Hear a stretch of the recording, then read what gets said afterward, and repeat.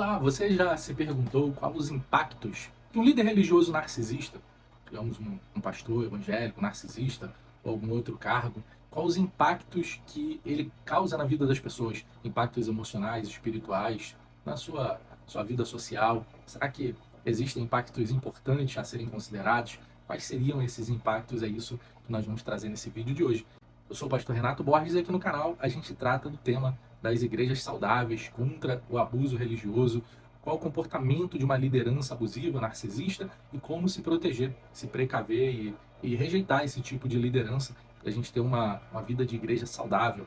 E nós vamos tratar desse tema aqui. Eu sei que existem muitos impactos, talvez você foi recomendado para esse vídeo ou tem me seguido e buscado conteúdos sobre isso porque está sentindo alguns sofrimentos que são oriundos aí do abuso religioso. Eu anotei aqui algumas dessas características para a gente compartilhar e são grandes os impactos na vida daquela igreja local, nas pessoas que estão convivendo ali. Imagina que você tem lá um líder religioso, um presidente daquela igreja, e ele tem um transtorno de personalidade narcisista ou características abusivas. Imagina os efeitos, os danos que ele causa na vida das pessoas, né? E são muitos esses danos, né? Vou trazer alguns aqui para vocês e a gente pode comentar, vocês podem compartilhar aqui também coisas que vocês já viveram a respeito disso. Antes da gente seguir também, vou pedir para que você se inscreva no canal e que você curta esse vídeo para que ele seja recomendado para mais pessoas, inclusive para você não perder nada do que a gente vai publicando por aqui.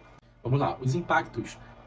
Uma das características desse líder religioso é que ele é um autocrata e um manipulador.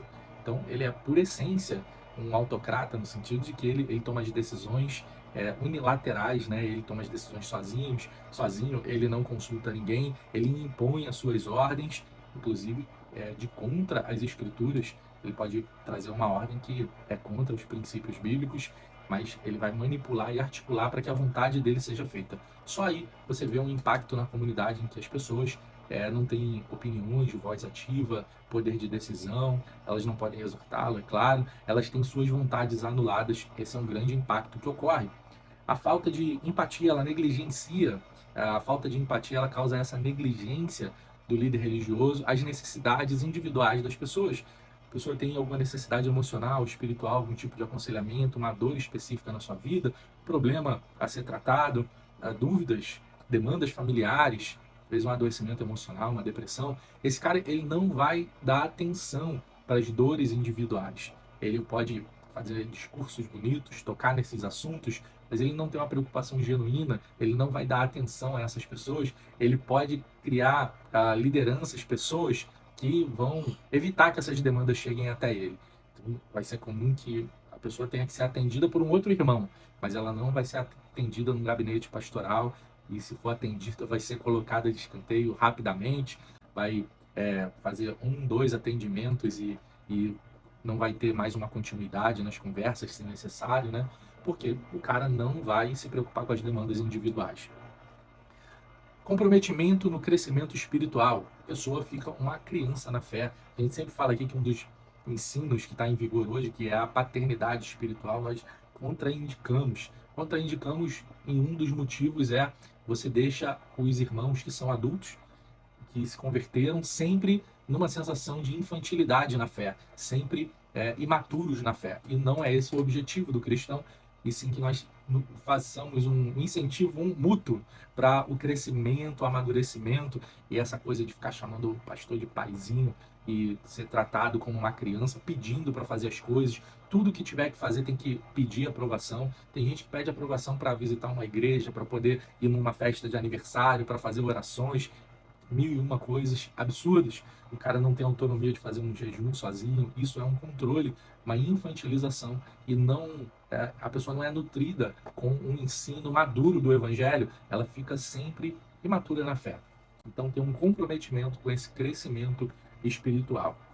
Tem a desvalorização do corpo de Cristo. Lembrando que as igrejas locais podem ser comparadas a um corpo, que é o corpo de Cristo. Nós estamos inseridos na grande igreja de Cristo, né, pelo mundo, mas cada comunidade local, ela chama seus integrantes de membros, né, não é à toa, porque nós nos vemos assim, membros, parte do corpo de Cristo.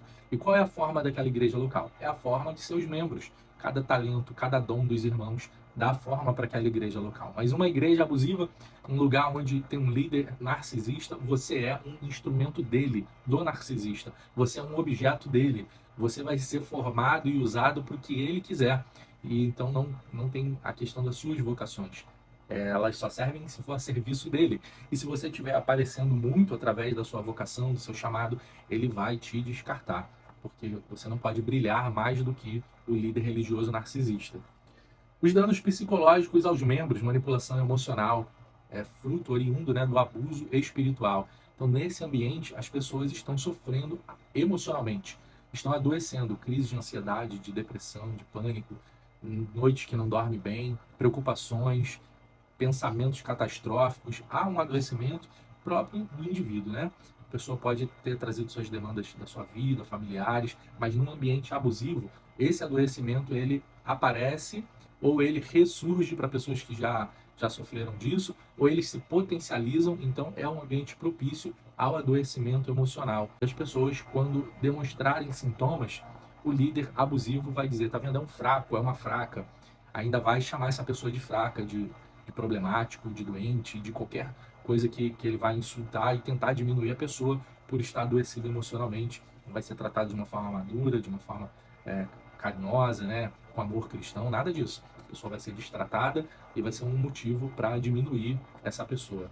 Você tem que dar tudo pela igreja, tem que dar tudo, seu melhor, o trabalho, o dinheiro, dormir pouco, trabalhar muito. Então ele vai te exigir e explorar com tudo aquilo, mas então você está sofrendo essa sobrecarga, o burnout, qualquer tipo de adoecimento, isso não vai ser considerado, vai ser ignorado e essa pessoa vai ser vista como um crente fraco, que tem falta de fé, que o inimigo pegou e coisas desse tipo. Nunca vai ser dado o devido valor ao adoecimento de ninguém nas emoções.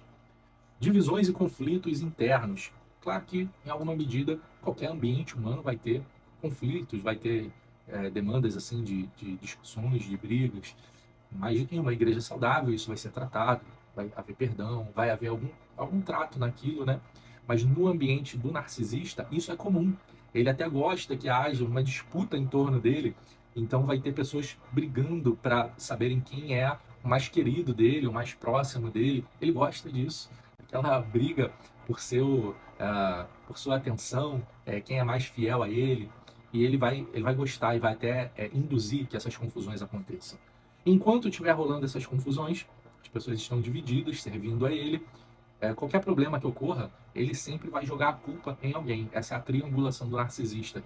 Então, duas pessoas estão em conflito, ele quer descartar uma, ele usa a outra para descartar essa uma.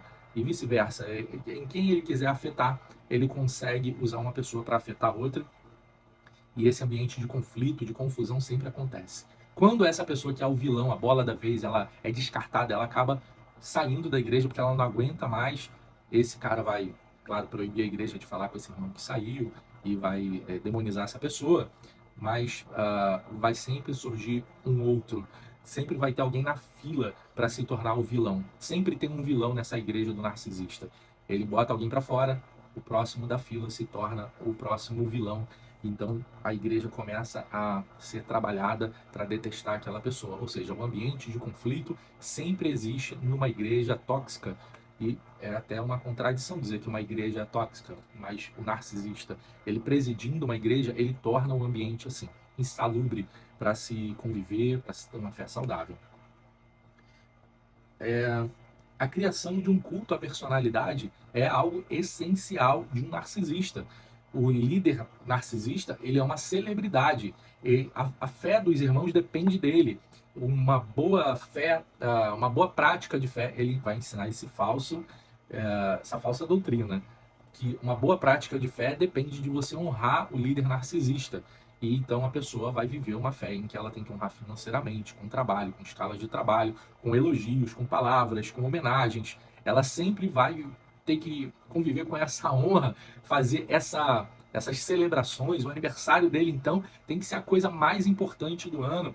Então, muita celebração, muita homenagem, muitas palavras para ele. Ele sempre vai exigir isso, nunca vai ser o suficiente. A honra que você deu ontem já não vai pagar as necessidades de hoje. Você sempre vai ter que ficar nessa tentativa de saciar o ego do narcisista e não vai conseguir. e não vai conseguir de forma alguma. Então, o culto à personalidade, se você olha para aquela comunidade local e aquela igreja do pastor fulano de tal, e ele tem um peso lá enorme, né? É um cara intocável, às vezes é difícil de se chegar até ele, não se pode falar nada contra ele. Então, é uma divindade, né? Isso é característica de uma igreja onde há um líder narcisista. E o impacto negativo na moral da igreja, isso na moralidade, né, nos valores daquela igreja, isso vai ser sempre bem esquisito nessa igreja.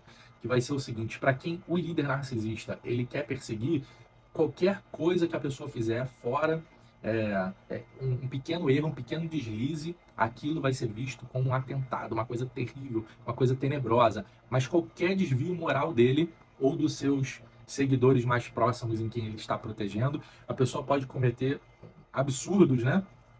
Pode trair sua esposa, pode cometer imoralidades sexuais ou imoralidades em outras áreas, desvios financeiros, seja lá o que for, que a pessoa vai ser tratada como cometeu um pequeno erro, foi um pequeno deslize, todo mundo erra, mas é um homem de Deus, é uma mulher de Deus, mas cometeu um pequeno erro. Mas o que está para ser descartado, se ele pisar no calo de alguém, fez uma coisa terrível, tocou no ungido do Senhor, esse aí tem que ser excomungado. E essa questão da moralidade vai ser bem estranha numa igreja assim. Quem está lá dentro vai achar que aquilo é uma coisa correta de se viver daquela maneira. Mas a imoralidade, os valores deturpados naquela igreja, vistos de perto, não é vistos do Instagram, veja bem. O Instagram de uma igreja abusiva é lindo. O Instagram de uma igreja, como eu disse, é até uma contradição usar na mesma frase igreja e abusiva ou igreja tóxica, né? Porque a igreja santa do Senhor não faz nada disso. Mas uma comunidade local em que é liderada por um líder narcisista, é abusiva, é tóxica, o Instagram dela é maravilhoso. O Instagram de uma igreja onde o líder é narcisista é lindo. As fotos são maravilhosas, porque ele trabalha muito bem a estética e a imagem. Mas se você se aproximar, se você conviver no dia a dia, você vai perceber que ali é um terror de se viver. É um filme de terror, um filme do Fred Krueger, você não vai querer fazer parte de uma comunidade assim. A desilusão e a desistência.